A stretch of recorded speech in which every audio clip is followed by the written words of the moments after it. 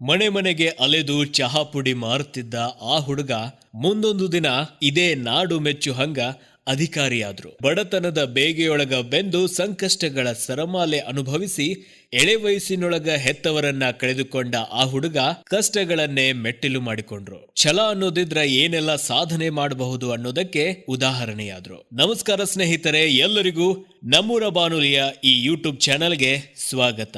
ಹೌದು, ನಾವಿವತ್ತು ಇತ್ತೀಚೆಗೆ ಸಂಭವಿಸಿದ ಕಾರ್ ಅಪಘಾತದೊಳಗ ಸಾವನ್ನಪ್ಪಿದ ಐಎಎಸ್ ಅಧಿಕಾರಿ ಮಹಾಂತೇಶ್ ಬಿಳಗಿ ಅವರ ಕಥೆ ತಿಳಿದುಕೊಳ್ಳೋಣ.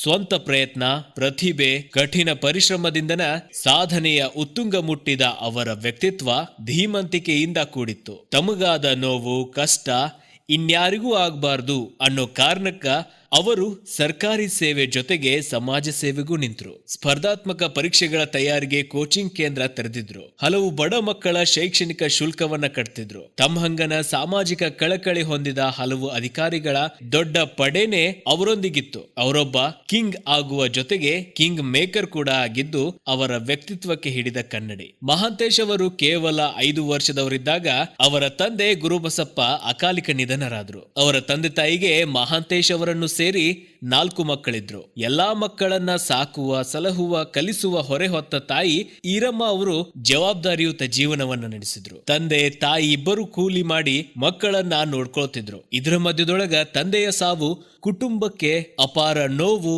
ಸಂಕಷ್ಟಗಳನ್ನ ತಂದೊಡ್ಡಿತ್ತು. ತಾಯಿಯವರು ಕೂಲಿ ಮಾಡಿ 4 ಮಕ್ಕಳನ್ನ ನೋಡಿಕೊಳ್ಳೋದು ಕಷ್ಟವಾಯಿತು. ಆಗ ಮಹಾಂತೇಶ್ ಅವರು ತಾಯಿಯ ಕಷ್ಟಗಳಿಗೆ ಹೆಗಲು ಕೊಟ್ರು. ರಾಮದುರ್ಗದ ಕಿರಾಣಿ ಅಂಗಡಿಗಳೊಳಗ ತಿನಿಸುಗಳ ಚೀಟ್ ಕಟ್ಟುವ ಕೆಲಸ ಮಾಡ್ಲಿಕ್ಕೆ ಶುರು ಮಾಡಿದ್ರು. ರಾಮದುರ್ಗದ ಬಳಿ ಗೊಡಚಿ ವೀರಭದ್ರೇಶ್ವರ ಜಾತ್ರೆ ಬಹಳ ದೊಡ್ಡದು. ಜಾತ್ರೆ ಉತ್ಸವದ ಸಂದರ್ಭದೊಳಗ ಖಾರಿಕ್ ಮಾರಾಟ ಮಾಡಿ ಬಂದ ಹಣವನ್ನ ತಾಯಿ ಕೈಗೆ ಕೊಡ್ತಿದ್ರು. ಶಾಲೆಗೆ ಹೋಗೋ ಮುನ್ನ ಹಾಗೇನೆ ಶಾಲೆ ಮುಗಿದ ಮೇಲೆ ಮನೆ ಮನೆಗೆ ಅಲಿದು ಚಹಾ ಪುಡಿ ಮಾರಾಟ ಮಾಡೋದು ಅವರ ದೈನಂದಿನ ಕೆಲಸ ಆಗಿತ್ತು. ಅವರ ಎಳೆಯ ಕೈಗಳಲ್ಲಿ ಸಾಧ್ಯವಾದ ಕೆಲಸ ಇದು. ಅದನ್ನೇ ಅವರು ಬಹಳಷ್ಟು ವರ್ಷ ಮುಂದುವರಿಸಿದ್ರು. ಹೀಗಾಗಿ ರಾಮದುರ್ಗದೊಳಗ ಜನ ಅವರನ್ನ ಚಹಾ ಪುಡಿ ಮಾಂತು ಅಂತನ ಕರಿತಿದ್ರು. ಪ್ರಾಥಮಿಕ ಶಾಲೆ, ಪ್ರೌಢ ಶಿಕ್ಷಣ, ಪದವಿ ಪೂರ್ವ ಶಿಕ್ಷಣವನ್ನು ಅವರು ತಮ್ಮ ಪಾರ್ಟ್ ಟೈಮ್ ಕೆಲಸ ಮಾಡ್ಕೋತನ ಮುಗಿಸಿದ್ರು. ರಾಮದುರ್ಗದ CS ಬೆಂಬಳಗಿ ಕಲಾ ಕಾಲೇಜ್ ಒಳಗ ಪದವಿ ಓದುವಾಗ ಸಮಾಜಶಾಸ್ತ್ರ ವಿಷಯದೊಳಗ ಚಿನ್ನದ ಪದಕವನ್ನ ಪಡೆದ್ರು. ಧಾರವಾಡದೊಳಗ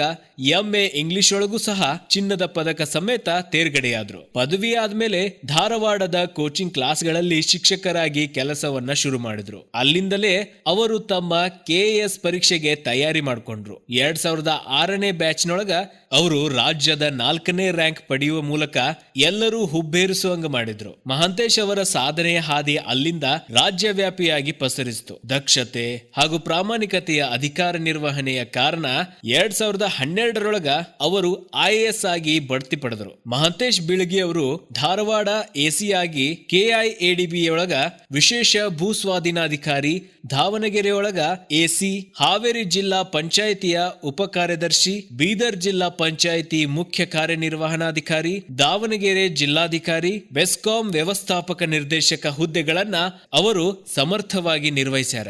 ಈಗ ಅವರನ್ನ ಕರ್ನಾಟಕ ರಾಜ್ಯ ಖನಿಜ ನಿಗಮದ ವ್ಯವಸ್ಥಾಪಕ ನಿರ್ದೇಶಕರಾಗಿ ಬೆಂಗಳೂರಿನೊಳಗ ನಿಯೋಜನೆ ಮಾಡಲಾಗಿತ್ತು. ಮಹಾಂತೇಶ್ ಅವರ ತಂದೆ ನಿಧನರಾದ ಬಳಿಕ ತಾಯಿ ವಿಧವಾ ವೇತನಕ್ಕ ಅರ್ಜಿ ಹಾಕಿ ಪರದಾಡಿದ್ರು. ಆಗ ಸಿಗ್ತಿದ್ದ ಕೇವಲ 25 ರೂಪಾಯಿ ವಿಧವಾ ವೇತನ ಪಡೀಲಿಕ್ಕೆ ಅವರು 100 ರೂಪಾಯಿ ಲಂಚವನ್ನ ಕೊಟ್ಟಿದ್ರು. ಆ ಘಟನೆ ಮಹಾಂತೇಶ್ ಅವರ ಎಳೆಯ ಮನಸ್ಸಿನ ಮೇಲೆ ಗಾಢ ಪ್ರಭಾವ ಬೀರಿತ್ತು. ಖುದ್ದು ಮಹಾಂತೇಶ್ ಅವರ ತಮ್ಮ ಭಾಷಣದೊಳಗ ಇದ್ರ ಕುರಿತು ಹೇಳಿದ್ರು. ಅವರು ಜಿಲ್ಲಾಧಿಕಾರಿಯಾದ ತಕ್ಷಣ ಪಿಂಚಣಿ ಅದಾಲತ್ ಕಾರ್ಯಕ್ರಮವನ್ನ ಪರಿಣಾಮಕಾರಿಯಾಗಿ ಅನುಷ್ಠಾನ ಮಾಡಿದ್ರು. ಅಧಿಕಾರಿಗಳು, ಸಿಬ್ಬಂದಿ ಖುದ್ದಾಗಿ ವಿಧವೆಯರು ಹಾಗೂ ವೃದ್ಧರ ಮನೆಗೆ ಹೋಗಿ ಪಿಂಚಣಿ ಆದೇಶ ಪತ್ರ ನೀಡೋ ಪ್ರಕ್ರಿಯೆ ಜಾರಿಗೆ ತಂದ ಕೀರ್ತಿ ಮಹಾಂತೇಶ್ ಅವರಿಗೆ ಸಲ್ತದ. ಧಾರವಾಡದೊಳಗ ಸ್ಪೋಕನ್ ಇಂಗ್ಲಿಷ್ ತರಗತಿಗಳನ್ನ ಆರಂಭಿಸಿದ್ದು ಅವರ ಮಹತ್ವದ ನಿರ್ಧಾರವಾಗಿತ್ತು. ಉತ್ತರ ಕರ್ನಾಟಕದ ಬಹುಪಾಲು ಜಿಲ್ಲೆಗಳಿಂದ ಗ್ರಾಮೀಣ ವಿದ್ಯಾರ್ಥಿಗಳು ಉನ್ನತ ಶಿಕ್ಷಣಕ್ಕಾಗಿ ಧಾರವಾಡಕ್ಕೆ ಬರ್ತಾರೆ. ಅವರನ್ನ ಕಾಡೋದು ಇಂಗ್ಲಿಷ್ ಭಾಷಾ ಜ್ಞಾನದ ಕೊರತೆ.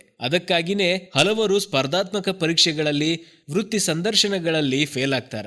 ಇದನ್ನರಿತ ಮಹಾಂತೇಶ್ ಅವರು ಇಂಥ ಮಕ್ಕಳಿಗೆ ಆತ್ಮಸ್ಥೈರ್ಯ ತುಂಬಲಿಕ್ಕೆ ಸ್ಪೋಕನ್ ಇಂಗ್ಲಿಷ್ ತರಬೇತಿ ಕೇಂದ್ರವನ್ನ ಆರಂಭಿಸಿದ್ರು. ಅವರ ಬಳಿ ಕಲ್ತವರು ಈಗ ಸದ್ಯ ಸರ್ಕಾರದ ವಿವಿಧ ಹುದ್ದೆಗಳೊಳಗದಾರ. ಅಂಥವರಲ್ಲಿ ರವಿ ಡಿ ಚನ್ನಣ್ಣವರ್ ಕೂಡ ಒಬ್ರು. ಸರಳ ವ್ಯಕ್ತಿತ್ವ ರೂಢಿಸಿಕೊಂಡಿದ್ದ ಮಹಾಂತೇಶ್ ಅವರು ವಾಕ್ ಚತುರರು ಸಹ ಆಗಿದ್ರು. ಅವರ ಭಾಷಣ ಶೈಲಿಗೆ ಹಲವು ಅಭಿಮಾನಿಗಳನ್ನ ಮಾಡಿಕೊಂಡಿದ್ರು. ಸಾಮಾಜಿಕ ಜಾಲತಾಣಗಳಲ್ಲಿ ಅವರ ಭಾಷಣಗಳನ್ನ ಈಗಾಗಲೇ ನೀವು ಕೇಳಿರಬಹುದು. ಅದರಲ್ಲೂ ಸದ್ಯ ಈಗ ಅವು ಬಹುಪಾಲು ವೈರಲ್ ಆಗ್ಯಾವ.